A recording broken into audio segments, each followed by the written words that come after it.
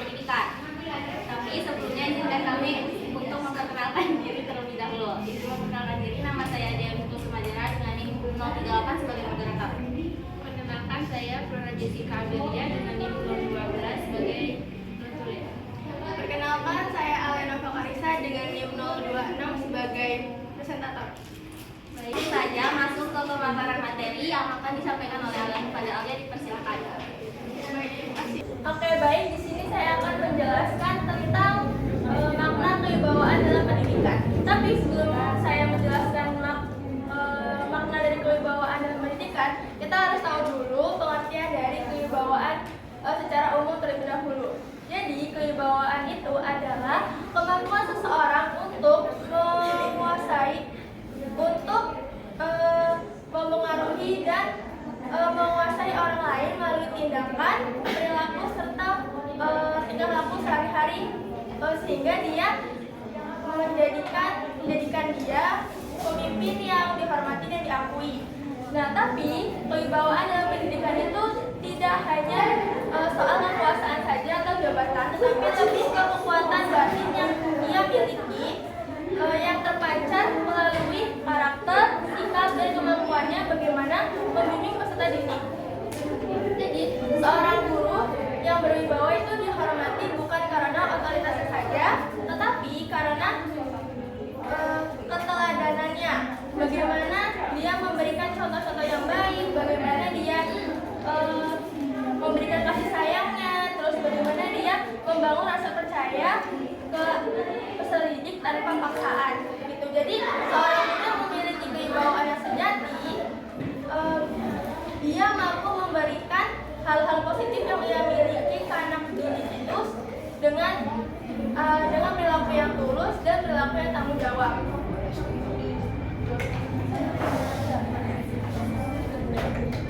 Selanjutnya yaitu ada awal penerimaan kewibawaan guru. Jadi pada tahap awal banget itu anak-anak memiliki kecenderungan untuk patuh bukan karena pemahaman, tetapi karena dorongan alami mereka untuk meniru.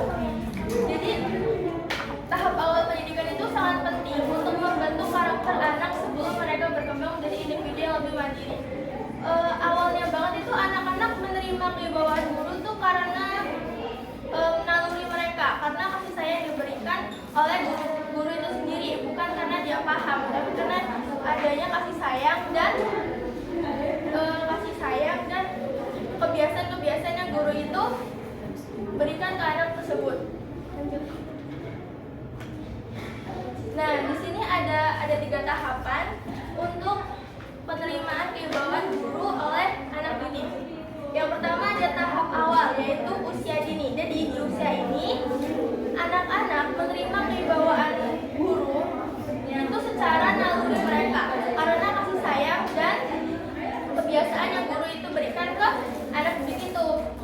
Jadi usia dini itu anak didik menerima kewibawaan itu karena naluri, bukan karena paham kenapa pendidikan ini, kenapa alasannya, dan tanpa paham dia pokoknya. Terus yang kedua itu ada tahap perkembangan atau setelah memahami bahasa. Jadi sekitar usia 3 tahun anak itu sudah memahami bahasa. Nah, di sini anak-anak menerima kewibawaan guru itu sudah paham apa sih kewibawaan guru itu, apa sih alasannya kenapa, akibatnya kalau tidak ini, tidak itu. Jadi mereka sudah paham akan kewibawaan guru yang diberikan oleh guru tersebut. Nah, pada tahap ini pendidikan formal itu bisa dilakukan. Terus yang ketiga yaitu pentingnya pembiasaan dan keteladanan. Jadi penerimaan kewibawaan guru oleh anak didik itu harus melalui pembiasaan atau pembiasaan yang dilakukan oleh guru-guru itu. Contohnya seperti melakukan hal-hal positif di depan mereka sehari-hari, terus mencontohkan yang baik di depan anak didik. Jadi nggak hanya melalui omongan saja, tapi melalui tindakan sehari-hari atau yang dilakukan secara terus-menerus itu kan jadi kebiasaan, dan juga harus mencontohkan atau memberikan teladan yang baik ke anak didik itu.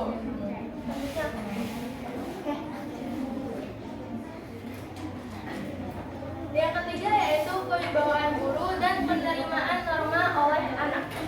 Jadi kewibawaan guru dalam pendidikan itu sangat penting karena berpengaruh untuk membentuk karakter individu yang baik sebelum dia menjadi individu yang mandiri.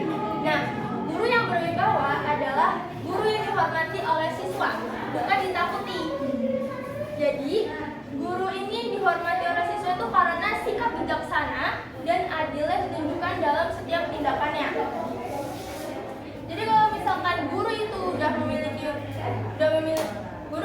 berwibawa, pastikan dia akan memberikan contoh-contoh atau memberikan teladan-teladan yang baik, sehingga anak-anak menerima norma-norma yang diberikan oleh guru atau ajaran-ajaran yang diberikan oleh guru, nilai-nilai pendidikan, terus nilai-nilai moral ke anak didiknya itu, mereka itu langsung menerima tanpa adanya paksaan. Jadi langsung menerima secara sukarela karena gurunya juga sudah memberikan contoh-contoh yang adil. Contohnya kayak sikap bijaksana, jujur, dan yang lainnya. Nah, kalau misalkan guru itu udah berwibawa, dia bisa menciptakan suasana belajar yang kondusif di mana siswa itu merasa nyaman untuk bertanya, berdiskusi, dan mereka bisa mengembangkan kemampuan mereka di dalam kelas tanpa ada rasa takut dan rasa tidak enak. Selanjutnya,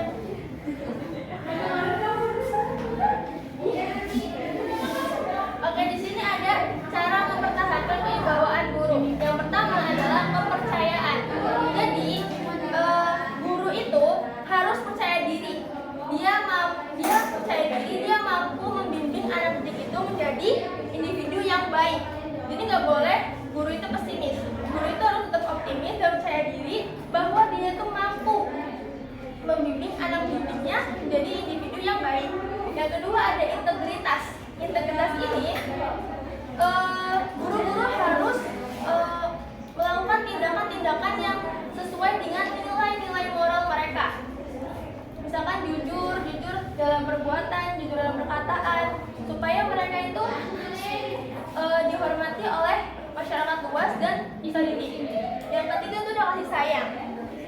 Jadi guru itu harus memberikan kasih sayang ke anak didik mereka supaya mereka itu lebih nyaman, aman, adanya kasih sayang, mereka merasa dihargai.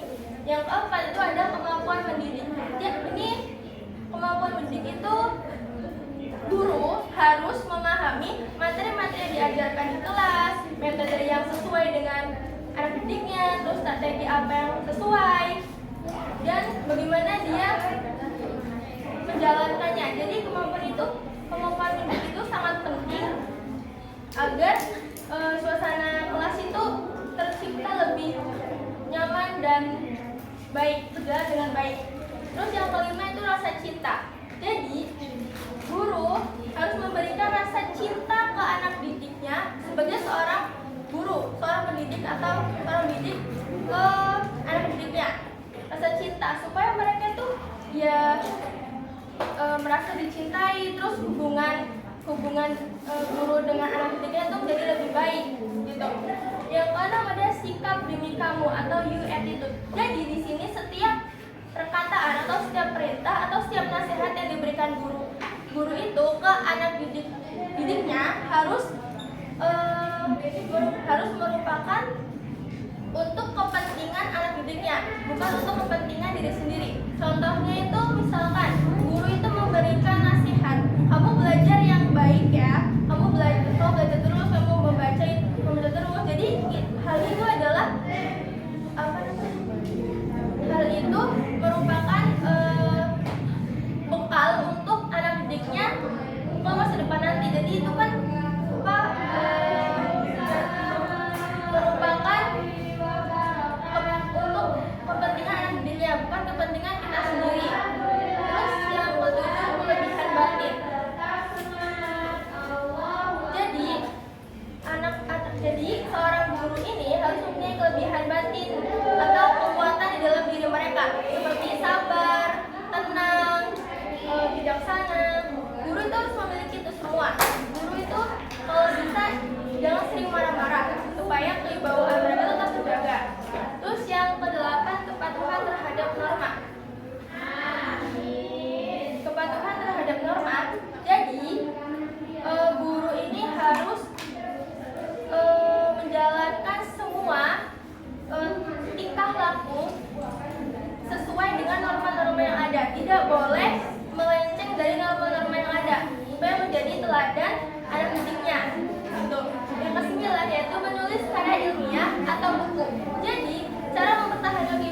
kewibawaan guru yang sembilan, yaitu menulis karya ilmiah atau buku. Nah, di dalam tulisan mereka kan pastinya guru itu menuangkan ilmu-ilmu atau menuangkan ide-idenya ke dalam karya ilmiah atau tulisan buku. Nah, itu bisa mempertahankan kewibawaan guru dan bisa menunjukkan profesionalisme mereka terhadap dunia pendidikan. Nah, dalam menulis karya ilmiah atau buku, mereka itu tidak hanya dihormati oleh peserta didik saja, tapi dihormati juga di masyarakat, oleh masyarakat. Yang terakhir yaitu ke-10, menjaga ucapan dan kata-kata. Jadi, guru ini harus menjaga ucapan dan kata-kata mereka untuk mempertahankan kewibawaan guru. Jadi jangan sekali-kali guru mengucapkan hal-hal negatif yang bisa menggores hati anak didik mereka, atau bisa anak-anak didiknya itu sakit hati atau mentalnya itu pernah karena kata-kata negatif yang dilontarkan oleh guru. Jadi sebaiknya kita harus bisa menjaga kata-kata kita supaya nantinya kita tidak melontarkan kata-kata negatif yang bisa memperburuk mental siswa kita. Kita harus menjaga ucapan kita dan kata-kata kita. Jadi kami selanjutnya membuka sesi penanggapan. Bagi teman-teman semua yang ingin menanggapi dipersilakan. Itu nggak?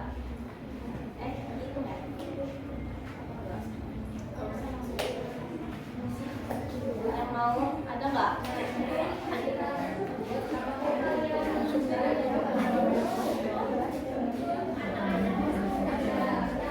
Udah nggak ada nih. Mending udah. Masukkan masalah, perkenalkan nama saya Nadia Kasantri dengan NIM 015. Dan ingin saya tanggapi yaitu PPT-nya. PPT-nya bagus, tapi kalau bisa lebih diperjelas supaya nggak terlalu panjang. Jadi audiens waktu melihat apa ya, nggak melukuan kalau terlalu panjang. Makasih. Baik, terima kasih yang sudah mengasih pendapat. Selanjutnya kami buka sesi untuk pertanyaan. Bagi yang ingin bertanya kami persilakan. Nanti dulu. Izin masuk tanpa salam, perkenalkan nama saya Neja Olivia dengan NIM 029. Dan bertanya, kalau misal ada murid yang sering lawan atau nggak lulus, ini karena gurunya kurang berwibawa atau muridnya yang Bertanya lagi, 1, 2, 3. Nanya dulu ya. Masuk tanpa salam, perkenalkan nama saya Hana Asifa dengan NIM 040. Izin bertanya, bagaimana sih cara kita menyeimbangkan antara sikap tegas dan kasih sayang agar kewibawaan tetap terjaga tanpa menakutkan siswanya? Oke, makasih. Oke, terima kasih untuk yang bertanya. Izinkan kami untuk berdiskusi terlebih dahulu. menjawab pertanyaannya juga. Misalkan kalau masalahnya di guru yang kurang berwibawa itu guru itu kurang konsisten dalam aturan atau hukuman, terus kurangnya membangun hubungan emosional dengan siswa.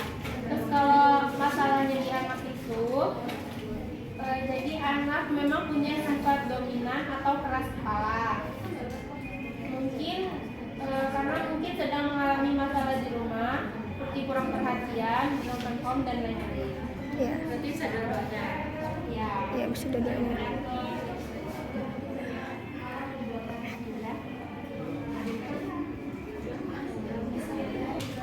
Jadi pertanyaannya, bagaimana cara menyeimbangkan antara sikap tegas dan kasih sayang agar kewibawaan tetap terjaga tanpa menakuti siswa? Betul. Nah,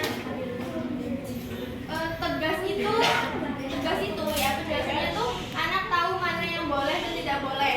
Nah, kalau penuh kasih sayang, anak itu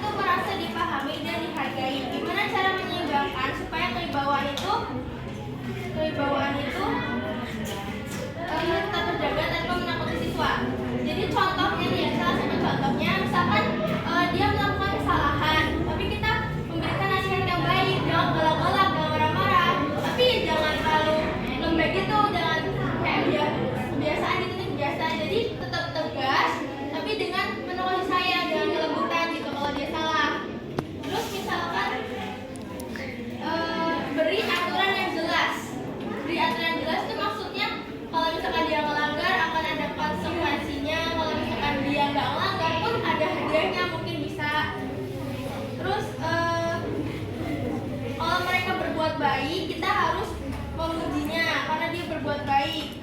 Jangan hanya kalau misalkan kan dia mesti kan melakukan hal-hal baik kan. Nah itu diuji.